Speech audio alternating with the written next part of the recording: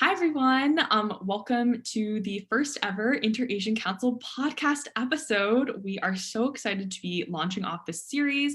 This has basically been an idea that's been floating around in a lot of our Inter-Asian Council members' heads for the longest time. And, we were able to sit down with a couple of board members and also Dr. Han to talk about our first ever episode topic, which is going to be mental health in the Asian Pacific Islander Desi American community. So my name's Alicia. I happen to be a senior at Hopkins and the co-president of Inter-Asian Council. And I love to pass it off to the rest of my board members and Dr. Han to introduce themselves before we dive right into our conversation. So Michael, do you want to give a little introduction about yourself? Hello to all of our listeners. I'm Michael. I'm one of the other co-presidents of IAC, and I'm currently a senior, and I'm currently managing most of the recordings for this podcast. Awesome. Elizabeth, how about you? My name is Elizabeth. I'm a junior. I'm IAC's campus engagement director, one of campus engagement directors, and very excited to be a part of this podcast. I'll pass it off to Quay. Yeah, thanks, Elizabeth. Hi, everyone. My name is Quay. I'm a sophomore, and I am one of the assistant director in the events department for IAC. Cool. Shall we? And yeah, Dr. Han. Great. My name is Dr. Crystal Han. I am a current first-year child and adolescent psychiatry fellow at the University of Maryland / Sheppard Pratt Hospital. I did my undergraduate at Cornell University, my medical school training at University of Buffalo, and my adult psychiatry training at the University of Maryland as well. And I'm very happy to be here. Awesome. Thanks so much for the introductions, y'all. We can honestly just dive right into the conversation. I think one of the reasons why we were so interested in engaging with Dr. Han, she's been doing some really great work hosting events, which she would love to talk about towards the end of the podcast. But I think especially during, the times of COVID, mental health and also being an Asian Pacific Islander Desi American is extremely important to understand that intersection and how all of us, as a PETA, individuals have been feeling. So, one question I just want to open with for all of you guys, not just during COVID or, maybe throughout your time, like as an APITA individual, what has your experience with your mental health been like? Well, I think of mental health as somewhat polarized term because I think due to the stigma, a lot of people have kind of a negative reaction to it because they assume you're talking about a deficit if you're debating your mental health. But in both my personal life and since training, I kind of view mental wellness as along the same level of physical wellness, educational or academic wellness, social wellness, in general emotional wellness. Mental health and mental illness gets a bad rap, but I really see prioritizing your mental health kind of like brushing your teeth, right? Like you want to prevent issues, you want to prevent damage, and we want to function and live like happy, healthy, productive lives. And part of prioritizing our mental health is really using that kind of framework for me as something that I want to do so that everything else I do can be the best that I can do. And some people struggle with, your physical issues or like mental issues, like it's different for everyone, but mental health is really just part of your everyday experience, whether or not you want to view it like that. I think for everyone, especially since COVID, it's been very difficult mentally and emotionally, both in terms of the virus problem, the racial tensions in this country. I think that it's been rough for a lot of people. So I'm really glad you guys are hosting this podcast to kind of bring these issues to life and provide some support. Yeah, definitely. I completely agree with that, Dr. Hahn. I feel like not just on like an interpersonal level for me, because in the very beginning, I was actually back home, like in rural Pennsylvania, thinking a lot about like my interactions, right, as an APITA individual with my parents, and how that's played a lot into like the ways in which I perceive mental health, to which it's been such a long time in like understanding how mental health like is a really valid thing that I should be thinking about. But given my experience like with my parents, and the fact that their stories that they, a lot of our like APITA parents have very similar stories, right, like coming from very little and not necessarily having the capacity to think about their mental health. It's been something that I haven't really like given too much thought. And also like being back at home, like thinking about COVID and kind of insulated from the world, but also seeing how like there were these anti-Asian sentiments like during COVID, and also thinking about Black Lives Matter. I think it's really made like my personal mental health like during this time so turbulent. So that's why I've been thinking that like, especially thinking about the mental health of like college students, but also like APITA individuals has been really, really important. And I even like, scratched off like my bucket list, like, going to see someone and just being able to talk out a lot of my thoughts around these things with my like cultural identity, but also just like mental health, as a whole, like even after, COVID hopefully dies down. Definitely. I think that you are by far not alone in having these struggles. And I think that especially mentioning like the BLM movement, such a critical moment right now in this nation, and the added layer of complexity of being as part of the APITA population, where, we as part of the APITA community, I'm sure a lot of us are aware of the attacks on particularly Asian Americans that have spiked since COVID started. And it doesn't help, obviously, when the leader of our administration is still using terms like the Chinese flu or the Kung flu. And I know in my both personal and professional experience, a lot of people in APITA communities also struggle with their own views and their family's views on the Black population and racism. And how do we fit into that conversation, both at a national level and at a community level, family level, and even within ourselves? I think that the BLM movement is extremely important to talk about, but I think that to some extent, the Asian struggles have been overlooked as well. And it is also an issue that affects all of us. I definitely understand that split that you were talking about, sort of within the Asian community, about how we fit into sort of the BLM movement and sort of what the overall attitudes were to the Black community. Um, I'm not sure if we want to talk about it too in depth during this podcast, but at least during the beginning of sort of when BLM was starting to ramp up in May around, I remember there were several sort of calls to action per se for Asian Americans to help support the BLM community and their overall efforts. And I remember that there was a lot of sort of pushback, which sort of divided the Asian American community quite a bit.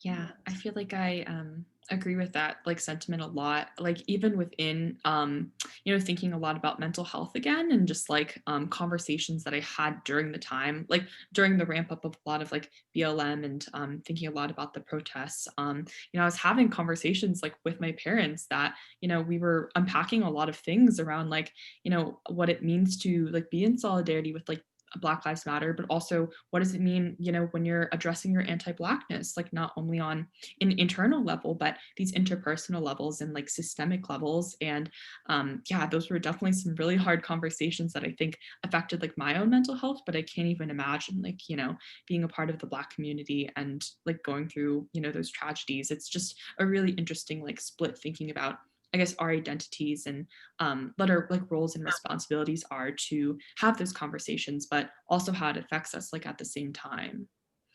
Mm-hmm. Definitely.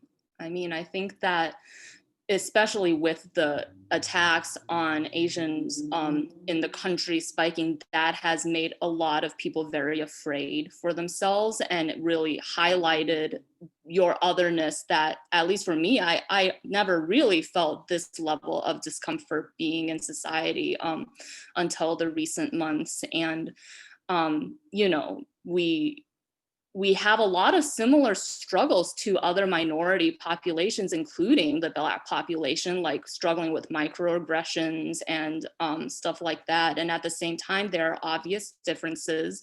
There was a question about stereotypes on the document that talked about the model minority. And I think that that model minority is a stereotype that is very subtle, that a lot of Asian people don't even see as a problem, but perhaps even rather a good thing, because of the privilege that part of the minority gives to Asian Americans. But at the same time, it also does kind of pit minority groups against each other and divide the ability to kind of like come together and see ourselves as one community that would be much stronger if united, and is very harmful at a systemic level as well as at individual levels, in terms of forcing us to question our identity and who we are and what boxes are we put in that we may or may not actually fit in. Definitely. And I think, you know, for, I guess, our listeners who might not necessarily know what the model minority myth is, does anyone, or, you know, maybe Dr. Han, if you wanted to explain, you know, a little bit of the tidbits or even the history of how like the model minority myth like came to be and what that means.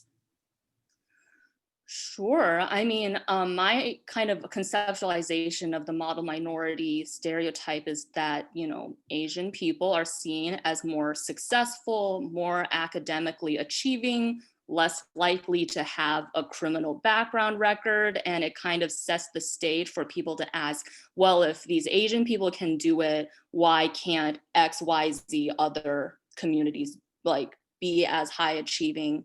And at the same time, it comes at a cost. I read somewhere recently that in New York City, poverty rates are actually highest among Asian American groups. And so in that example, like the stereotypes keeps resources from being allocated to groups who need them because they are Asian American. And along the same lines, it kind of the model minority stereotypes allows society, I think, to not really think about the needs of Asian American communities because they're so high achieving, they're doing well, they're not really a minority, you know, they get into good schools, they're not disadvantaged, they don't have minority struggles, but it comes at a societal cost to us. I think we are expected to be kind of passive and quiet. You know, you don't have the agency to speak up or cause trouble by advocating for yourself. You're just supposed to put your head down, work hard, and all of those things really keep you at a level that is not ever going to be equal or equitable to the status quo. And that is why it's a problem. Right now, there's so many like thoughts going through my mind, but I'm kind of hesitant to like speak up because I'm not Asian American. I'm Korean, but I spent over half of my life in North America and Canada and US because I did my elementary school, high school, and university there.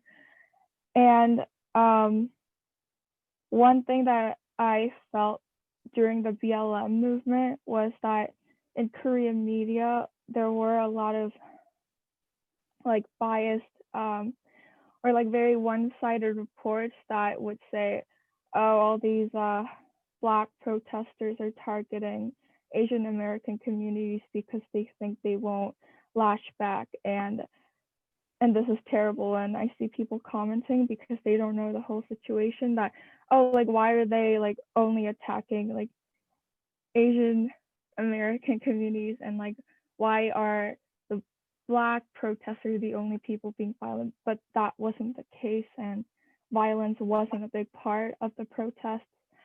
So that was really frustrating, and also a lot of people would say like, oh, like if Asian Americans can do it, why can't like Black Americans do it? Like, what's the problem?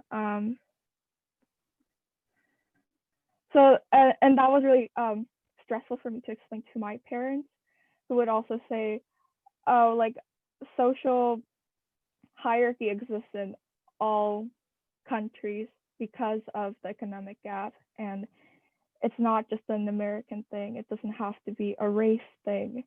But I think it's really different, especially in America, because of how people got to America. I think like when I'm not really well read on this topic, but when I think about why is Asia, like I thought a lot about why is there Asian minority myth, like the model minority myth, and I think partially it might be because a lot of the Asian Americans who get to America went there voluntarily, and they were prepared in some ways. And to get to America, it takes a lot of money and support. So the people who already are there are sort of self-selected.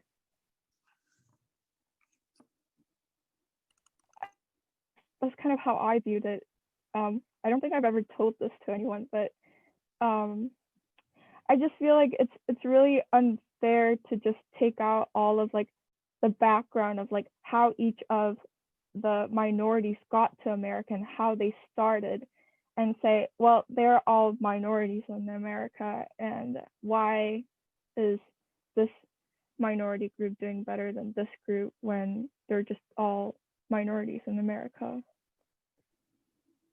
Yeah, I mean, I definitely feel you, Elizabeth. And I think one other thing that's really interesting in the perception that is created around different like communities of color, right, is just who is in power that is being able to, I guess, shape the perception in the first place. Because what's really interesting about the history of some like Asian and Asian American populations when they like came to the United States is that we were seen as like foreigners. We were seen as like, we gave into like the, I don't know, concept of like yellow peril, or the fact that we were just like these foreign, like, nations that were, invading, I guess, like in the United States. And that's a perception that I think like has stayed with us throughout history, and probably has played into a lot of like the racialization of COVID, like at this time. But on the other hand, like we're seen as like these perpetual foreigners, right? And sometimes how that comes about in our like daily interactions are like, oh, Alicia, like where are you from? And I say like, rural Pennsylvania. And they're like, no, Alicia, like where are you really from? Like, are you from China? Are you from Korea? Are you from Japan? Like, but and that also plays into, I guess, like some things that we feel about the history of being like this model minority. And that's just a lot of stuff that's been internalized like throughout generations. And it's really interesting to see how that, I guess, is like trickled down into some of the thoughts of like, our families, or, ourselves, and how we work to, I guess, undo that over time. I mean, just a comment on that whole "where are you from, where are you really from" shtick. I always heard about that, but I have to admit I was really really surprised when it first happened to me, and it actually it takes that extra bit of processing to realize like, wait, is this really happening? And I think that sort of, I don't know if it really demonstrates what like a part of the issue that's going on right now, but I think it demonstrates sort of part of the sort of environment that sort of creates this assumption that it's okay to sort of ask these types of questions, or even to potentially create this model minority myth that divides all these minority communities overall.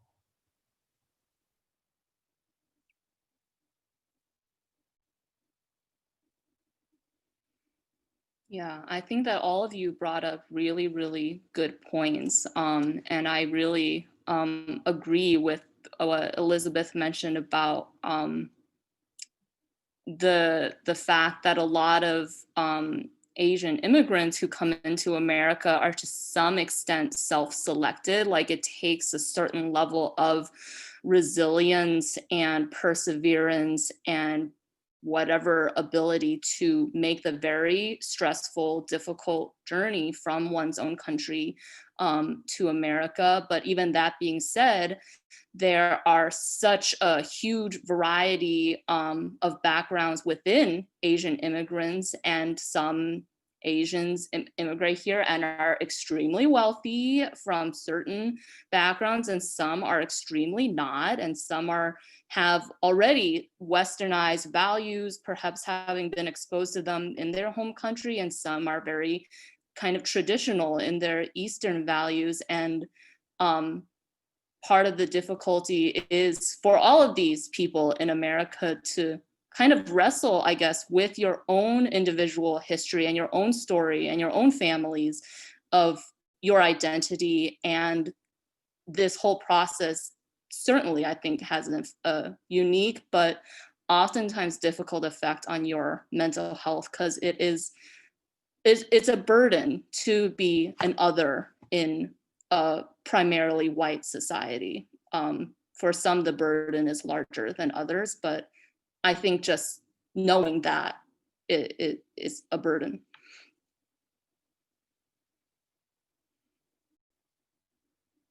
That sounded depressing.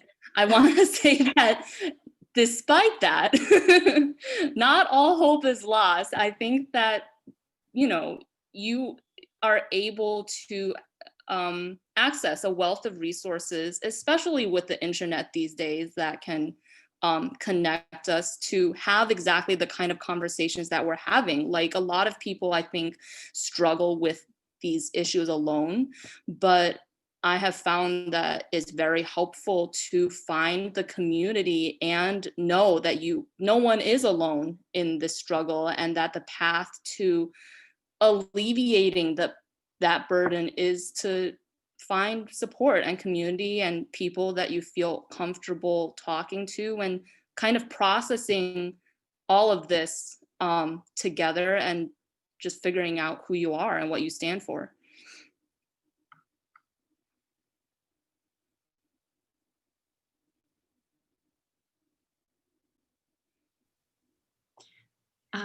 Quay, I think, did you have something you wanted to say before? Because you were like muted and unmuted. Yeah, I think Dr. Han kind of like finished off the thought very nicely, but I was gonna say, like, I really resonate with, the struggle to reconcile both my Western values that I've come to realize while I've lived over here in America, as well as all of my Southeastern values that I picked up when I was in Vietnam as a really young girl. And it definitely causes a lot of stress. And I think with everything that's going on, sometimes it's really hard to realize that America can also be like a second home to me. This whole idea of like being like other, right, is just very strange. It's just hard to think of this place as like a home. Yeah, especially when I can't really discuss most of these with my parents necessarily, because obviously they lean heavily towards their Asian roots and might not fully understand why I feel so strongly about some of my Western values, and that is like a source of stress, for at least for me. So I guess, Dr. Han, I'm curious about whether like you've had some of these conversations with some of your patients who happen to be Asian Americans. Like, how do they feel about having to reconcile like both parts of themselves and figuring out who they are? Yeah. Mm-hmm. Yeah, you are by far not alone in that struggle. I would probably go as far to say that it is the minority of people who don't struggle with the clash of cultures and the clash of values with your parents, especially at the age of being in your, late teens and early 20s, where it's the first time for a lot of people to kind of start questioning the things that you have been taught by your family and your community, and starting the path of independence and individuation, which a lot of Asian families really struggle with. with that process. And I think that culturally, Western and Eastern values are so different in so many ways. Like with the Eastern values, like filial piety is kind of like a huge component, stemming from Confucianism, and not just in Chinese populations. All APTA populations, I think, struggle with kind of this sense of a duty to your family and to respect your elders and to kind of maintain that community or family harmony, sometimes at a personal cost. I think that collectivist value is extremely strong and can cause people to downplay or suppress their struggles or their disagreements, to keep themselves safe from either emotional or more direct retaliation, to prevent the shame or losing face of having people know that you are struggling and not doing well. And so I think that these clashes in values are very common. And I think that they come about in all sorts of ways, like having a very specific academic path set in front of you, for example, that you may not agree with.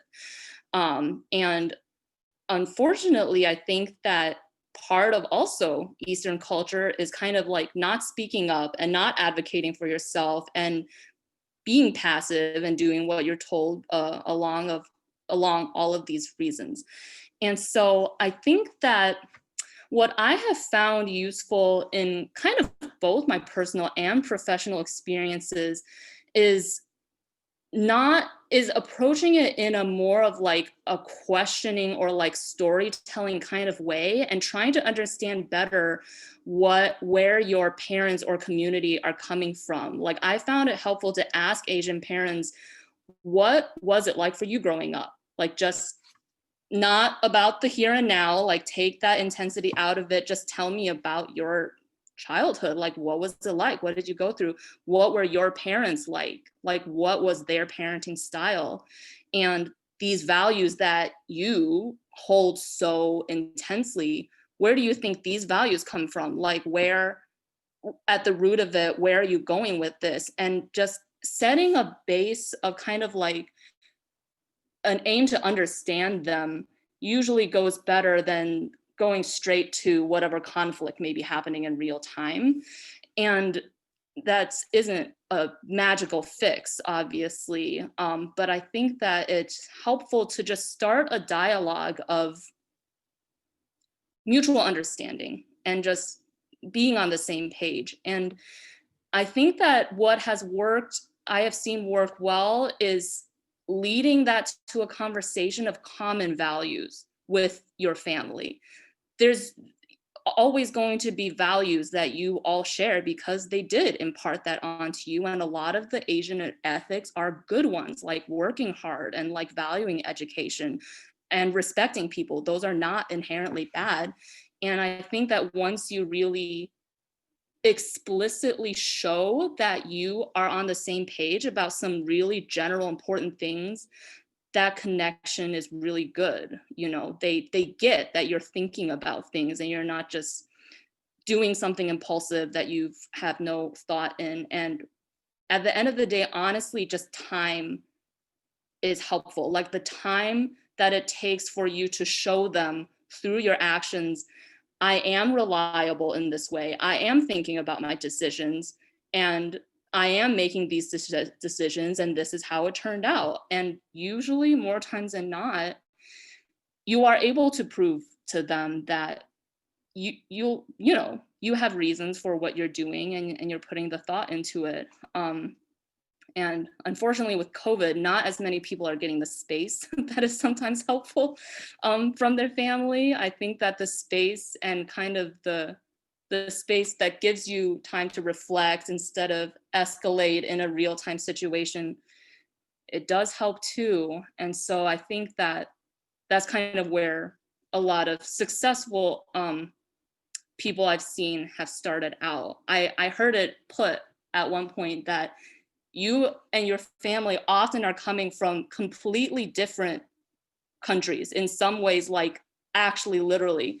And one of my colleagues explains it like, well, in that case, we'll treat it like we're the United Nations, like we're negotiating between two worlds and two families. And why don't we negotiate a contract? Maybe even a written contract of stipulations that both sides will respect with mutual goals. And this will be a compromise. And we're all trying to reach these mutual goals. So depending on the family, some might be receptive and some not, but those are some helpful things I've seen. Wow, that's like so helpful. Thank you so much. Yeah, I really like how you mentioned like starting that conversation, but also establishing the fact that you share a lot of common values. And then at the end of the day, like everyone's just trying to learn from each other and you're trying to find yourself. And hopefully like, you know, the parents also look out for the interests of their child and are very open to having those dialogues so that the child can find themselves. Yeah. Really glad that, you know, you gave me that tip. Great. I actually had a conversation with a recent person who is in the LGBTQ plus community who is also Asian American, and that can be a whole nother podcast, you know, but they really kind of put their foot down with their parents of saying, we are really just disagreeing on like a fundamental value that I have that you don't share. And at the end of the day, how do we maintain our relationship? Because our relationship is important, and it's not something you want to kind of like hold over people's heads as a threat, but it's very real that when you aren't able to be flexible and you aren't listening to any other person, your relationship is going to be damaged. And at a certain point, this person we just, you know, kind of put this out there on the table to their family, like, do you hold the value of disagreeing with being gay over the value of maintaining a good relationship with your child? And depending on how you feel, then there are different directions that you will take. And that, like I said, you know, threats are never good, but rather oftentimes this is the reality.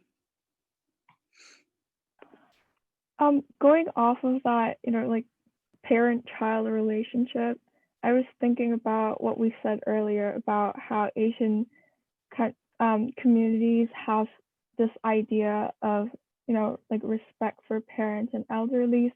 On the other side of that, I think the reason we have that value, so like the reason that value is so strong is because I think we also expect so much from the elders, and elders have this view that sometimes like their children isn't a separate identity. It's kind of like they're like a copy of themselves and they need to mold them, and their responsibility until death do them apart. So I think that's part of the reason why there's this like so much like emphasis on like respect and responsibility. And going off of that, like transitioning into Asian American community and the second, third generation Asian Americans who grow up in more independent American values, who are taught to be more independent. And I mean, it's really common in America for college students to just be independent and just not rely on their parents. Like the worst thing, the nightmare of their dreams is to live in their parents' apartment after graduation. But I think it's actually pretty common in Korea and other East Asian countries, and that you don't sever ties with your parents. You actually keep very close connection with them after you become an adult. But in Asian American communities, I feel like I was wondering, how do parents cope with that, to like letting their kids go? And in a way, how do parents transition into not being parents when once you become parents, being parents is like the primary identity parents have? To become is the term empty nesters, to just not have a baby bird in their nest, and what are they going to do? Like, they're not parents anymore, and their kids don't want them to control their lives. So Yeah, I think that is a really good point, and I really think that I agree that a lot of APTA parents really see their children as kind of an extension of themselves, and everything their kid does reflects very personally on them. Like, your failures are their failures, and your successes are theirs as well, and it's a cultural thing. And I was just talking to one of my colleagues about how in psychiatry training, we learn about the developmental stages of an individual, and a stage that we talk about, particularly by Erik Erikson, which is kind of like a famous Western psychologist.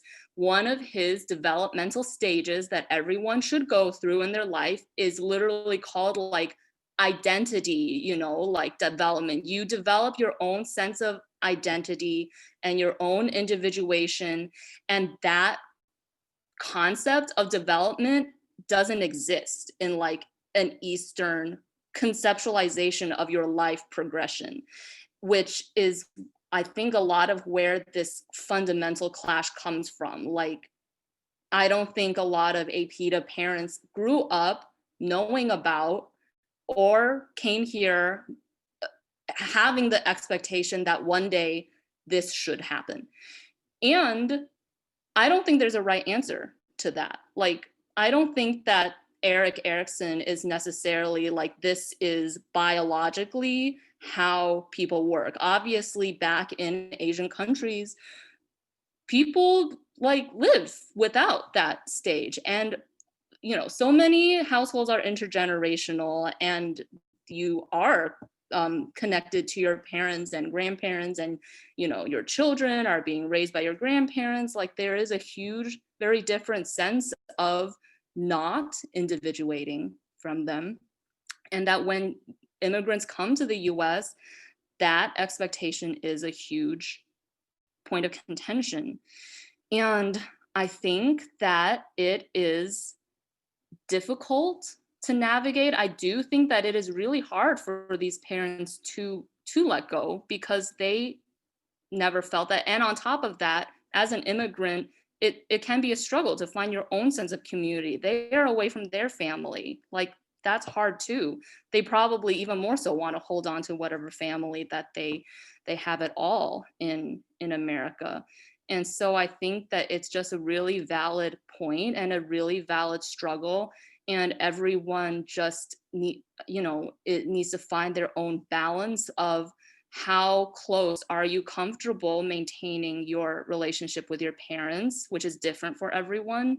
What boundaries make sense for you to put with them for your own health, but also if you do care about your parents and want to maintain that relationship, like, that's valid too. And it honestly, I think, will look different for each individual person.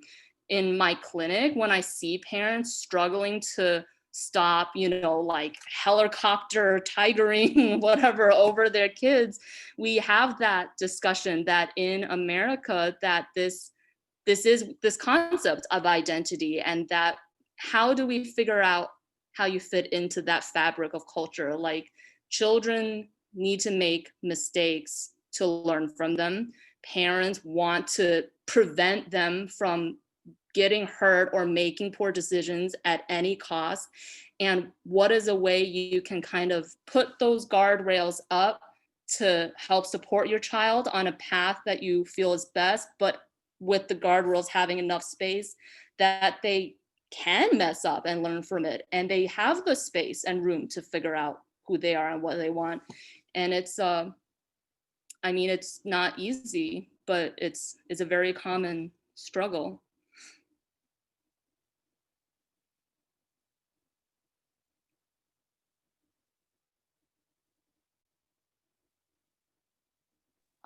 Yeah, so you did mention a little bit about like the different patients you've seen at your clinic, and you mentioned that some of our parents, APTA parents specifically.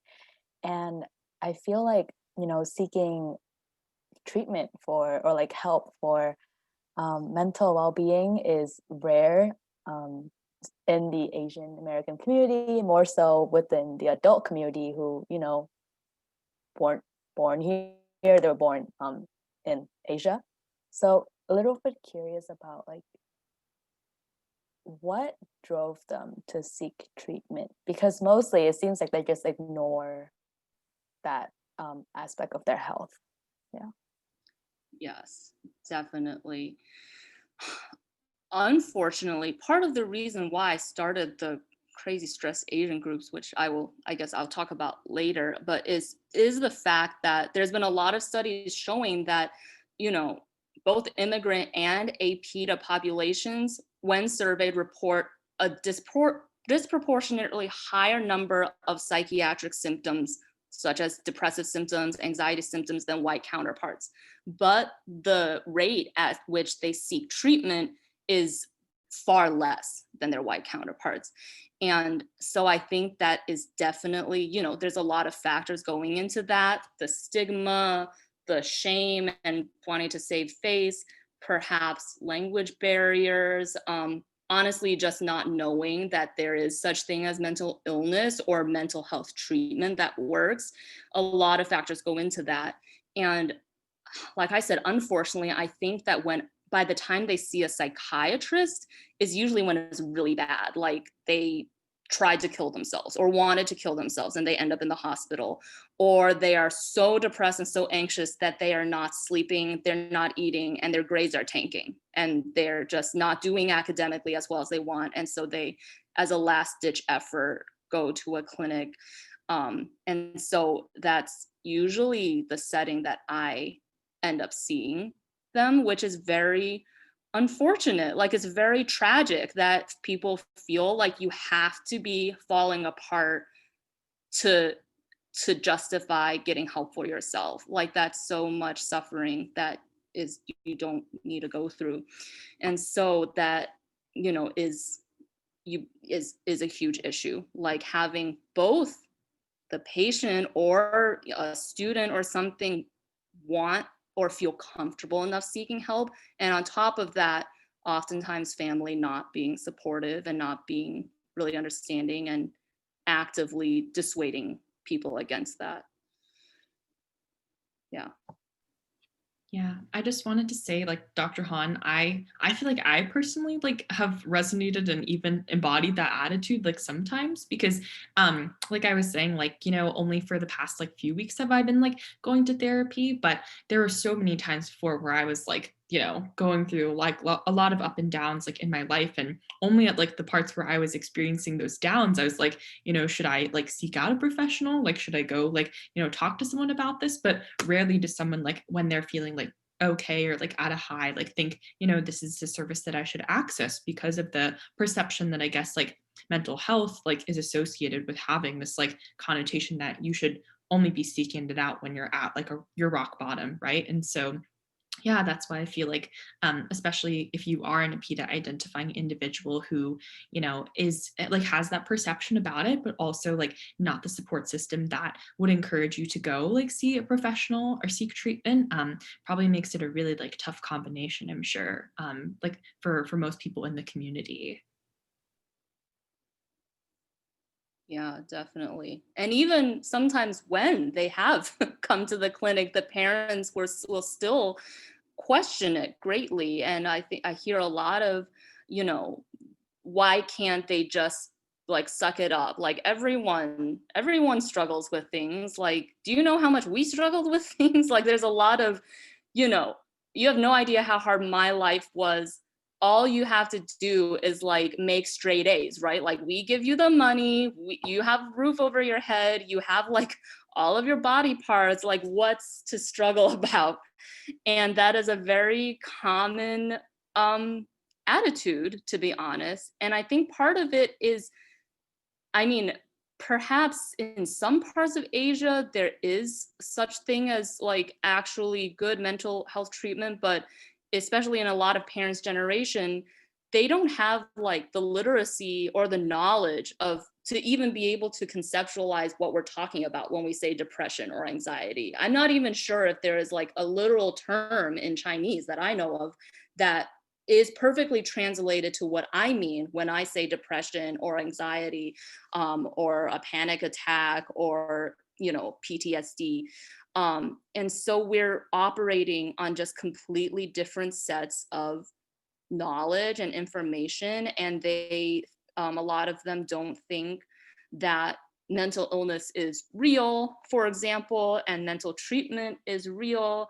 And I think along the lines of what we were talking about, as children being an extension of their parents, they feel defensive that their children are struggling in this way. Like, was I not good enough? Like, are you saying that this therapist is going to have to take over the parenting because I didn't do a good enough job, which is a very difficult pill for them to swallow, which also is not the pill that we're trying to get them to swallow, you know, like, it's a very emotional and emotionally painful, I think, experience for them to come to terms with that not everything is going perfectly. And even when they are in treatment, sometimes when it is going well, they'll say, you know, you've had 6 sessions and you're feeling better now. Like, why are we keeping doing this? Like, we can stop, right?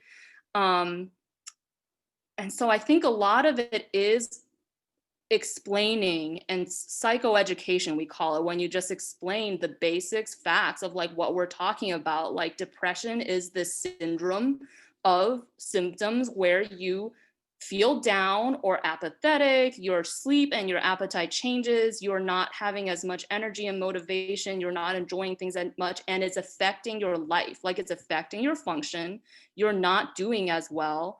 And I do a lot of framing for parents as, this isn't reparenting, this isn't like, you know, undoing the bad work you did, but rather this is an additional resource as part of the formula for success. Like, Asian parents love formulas or secrets to success.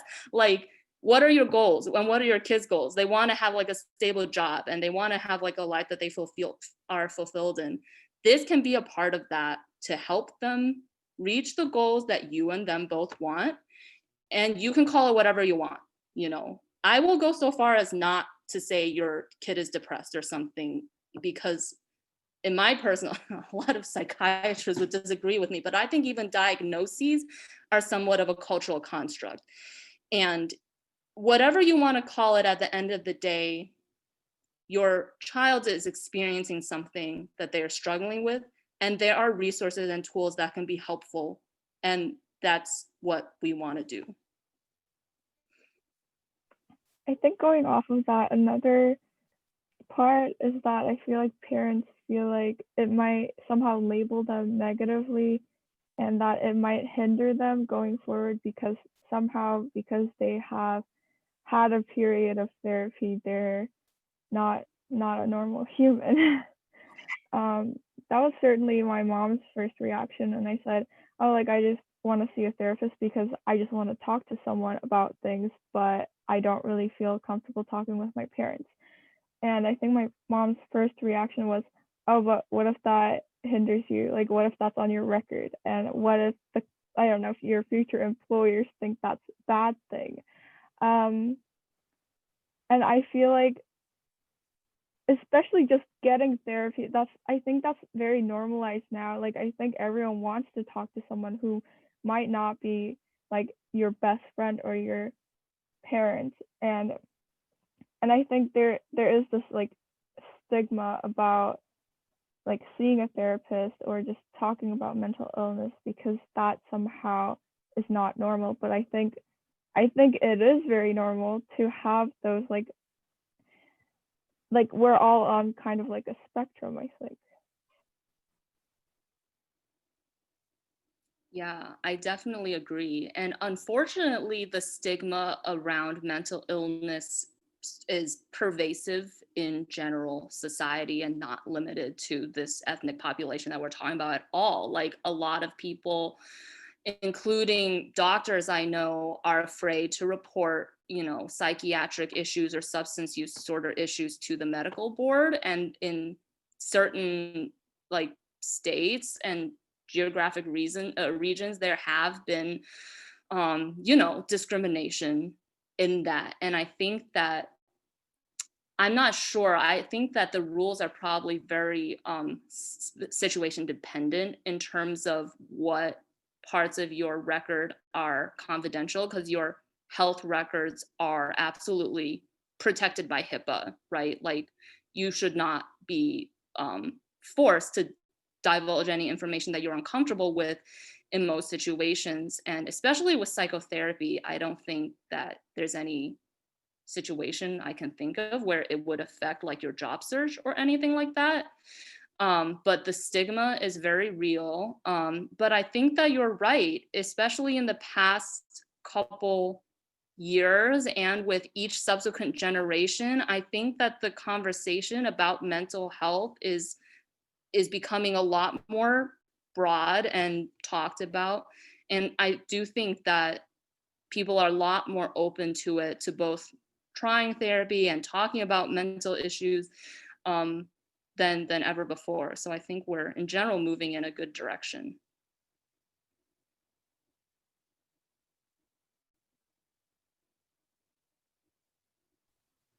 Yeah. In that vein, like Dr. Han, I wanted to, I guess, ask like an open-ended question, and maybe also to the IAC board members. I guess, being that we are going through COVID, and I guess APITA individuals, like with our mental health, like, do you have any, words that you would offer in terms of how we can properly address like our mental health during this time, like of COVID, and I guess like moving forward?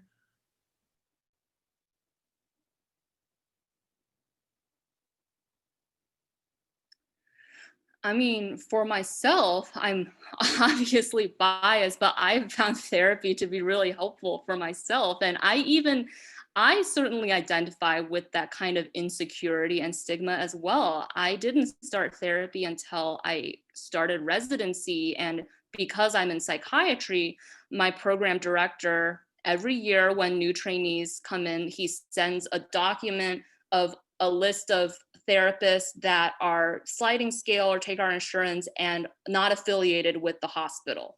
And it's kind of posited as therapists in training. Ultimately, it is very helpful to get that experience as a patient from the other side.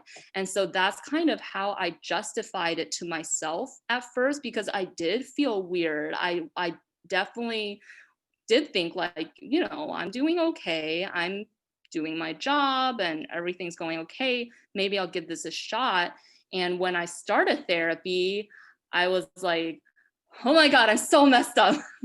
Not really, but like there were a lot of issues that you kind of just don't think about, that you carry around with you on a day-to-day basis that may not affect what you're doing routinely, but are there. And those issues may manifest in the present time in ways that you aren't even aware of, that could be addressed when you are in a space where you think about it and you process it and you connect dots and you identify patterns stemming from childhood or yesterday. And like having that dedicated space where you are forced to stop for a second and just take the space to think about anything.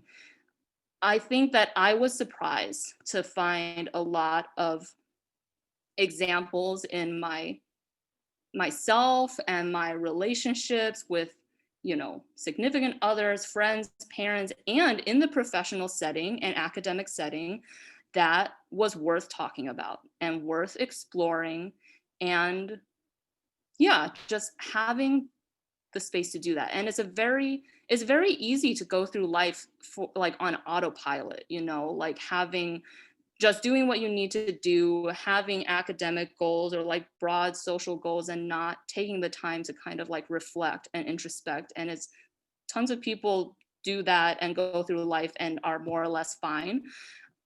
so I'm by no means saying like everyone needs therapy or should get therapy, but I do think that if you do seek therapy and have the willingness to ask yourself questions and kind of explore yourself, I think you come out of it just better integrated, you know, like you have a better sense of yourself and a better understanding of yourself.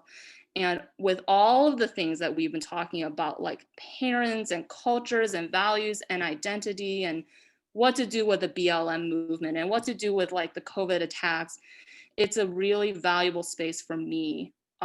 Even if on a given day, I'm like, I don't have anything I want to talk about in therapy, like there's always something that you find worth talking about. And I definitely think I'm better for it.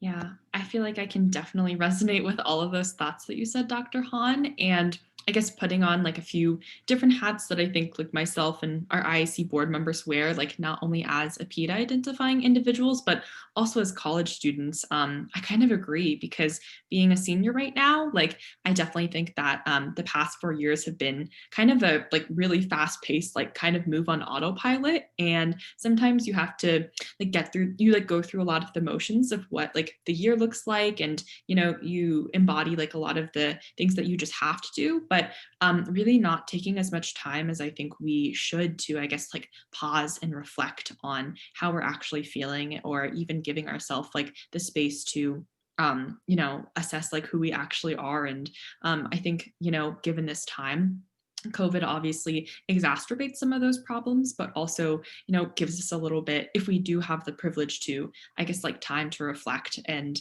you know, that's a lot of like what I feel like what some of like myself and my friends have been doing. And, you know, I think that's something that everyone can work towards, whether it be in the form of accessing therapy, which again, like is a privilege to do sometimes, but also in the form of, you know, journaling or other sorts of forms for you to, you know, I guess like get your energy and emotions out in some sort of way. So And just to like go off of that, I think like especially right now, I think it's very normal for people to feel anxiety and feel anxious and uncertain, because I mean the world is uncertain. There's so many uncertainties. And a lot of times like my friends would tell me like, I don't think this is a big deal, but like I feel anxious. Like this is probably gonna pass, but I feel anxious. And I think, yeah, you can recognize that it's going to pass and it's probably a normal part. You don't have to, like, it doesn't have to develop into like an illness, but just like recognize those feelings because they're there. I think that's also important, and it's very natural right now. So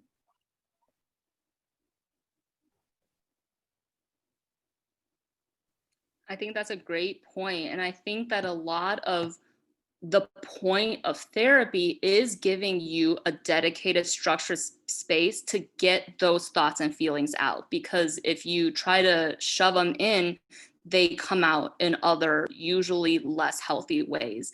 And so whatever way that you find kind of like getting that energy out is completely helpful. I think that journaling, like you mentioned, is a great way. Like you don't have to be journaling to fix anything or solve the problem, like just having a space to just get it out so you're not holding it in your mind and your body.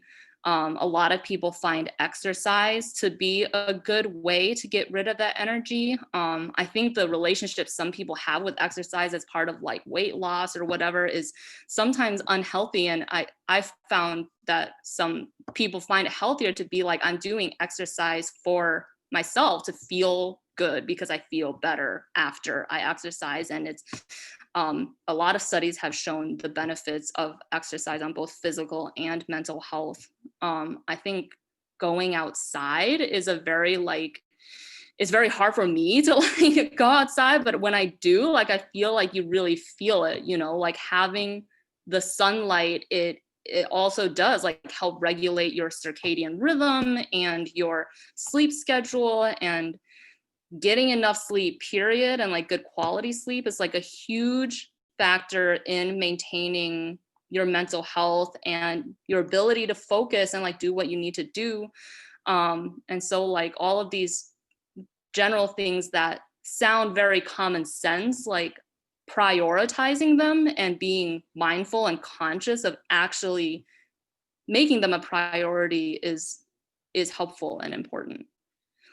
And I think the social aspect, like so many people are struggling right now because it's got just completely transformed like how you interact with people, and whatever way you find helpful just to stay connected and like feel like you have a support, something in place is really integral. And I think that can look different for everyone too, whether you can like safely distance and do it, or social media if that is like helpful to you. But maintaining those contacts, I think, is also really integral.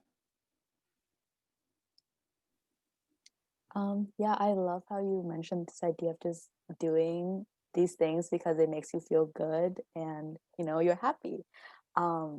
Definitely am guilty of just like doing things that make me feel like I'm being productive instead of doing things that make me feel happy and good about myself. So I guess like during this pandemic, it's like it's okay to like take some time off once in a while, take a break. Like the world is kind of on pause right now. So if like you need a break, like go ahead, take that break. I'm absolutely guilty of feeling like I should be productive, and everyone's like, use this time to like boost your resume, learn a new skill, blah blah blah. And I was like, sometimes I just want to take a moment to like relax. Yeah, and I think now more than ever, like take some time for yourself and just do things that make you feel good, for just just for that sole reason.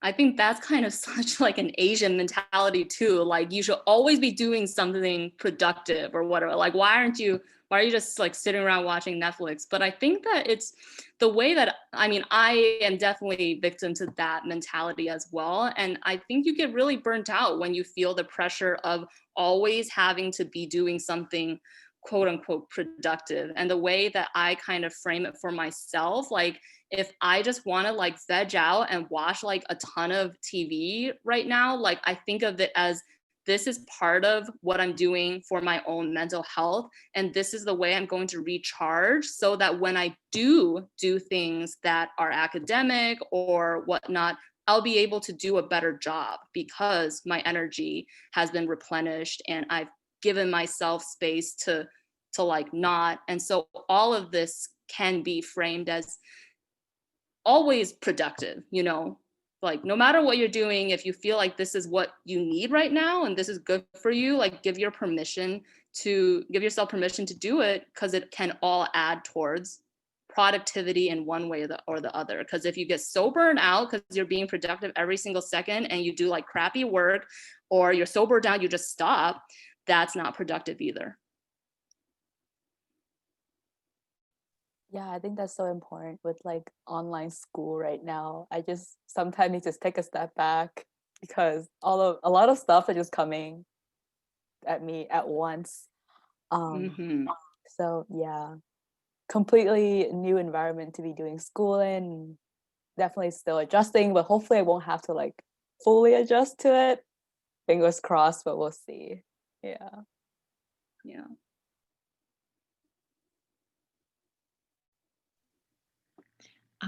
Dr. Han, this has been like such an amazing conversation. I don't know if, any of my other IAC board members had, any last minute thoughts that we wanted to add since we're reaching our like hour mark, and just wanted to have some, I guess, closing thoughts from, any of you. But yeah, anything else, IAC board members, that you wanted to say or ask? I suppose one thing to sort of help out anyone who might be seeking sort of therapy or mental health sessions from our viewers. Dr. Han, do you have any recommendations for people who may not necessarily have access to these resources, or any sort of resources that you might be able to provide for them to sort of reach out to? Yeah, I mean, I think that the Hopkins the Student Counseling Center is a really great resource. I think that you can just like Google like Johns Hopkins Student Counseling, and they provide individual therapy as well as group therapies. And as far as I'm aware, they are virtual right now. So that would probably be the first resource. And at any point, obviously, if you're feeling like unsafe or like you want to harm yourself or kill yourself, you always have the option to call 911 to get further help that way. I've heard that there's a new national hotline, but I forget what the reason is, but it's like a 911 number. I have to actually look it up, but there is a hotline that you can call if it is not a medical emergency, but rather like a mental health hotline that is now 3 numbers and easy to call. We can have an editor put it in as well. That would be great. Yeah, and I think another resource that if you are, a PETA identifying and looking for someone who is a therapist that is culturally competent is really important to you. There is an PETA like therapist directory, which, IAC we can link, with this podcast that was created by the Asian Mental Health Collective that allows you to search for a PETA identifying therapist in all 50 states, like in the US. I think it is like, just within the country, but that can be a resource for you if, you do want to speak to someone that has a similar identity as you and, you would feel more comfortable talking to them because there are a lot of things that you can relate, hopefully more to. Well, is this a good time to pitch Crazy Stressed Asians? Yes, I think Dr. Han, if you also wanted to share out, the event or, Crazy Stressed Asians workshop that you've been doing, then now is the perfect time. That would be great. I just wanted to, put in a plug for that. It is basically a virtual monthly discussion group that I am leading with some of my colleagues from the Hopkins Student Counseling Center, where we come together on Zoom and discuss a lot of the things that we've been talking about today, just general topics about your culture and your heritage and your identity and their impact on your mental health and well-being. I hope that IAC will send out the flyer that I had emailed, but it will be on Wednesday, November 11th at 5 o'clock. And if you have any questions on it, you can email me, and my email is CHAN at som.umaryland.edu. And anyone can email me with any questions or ask about resources as well.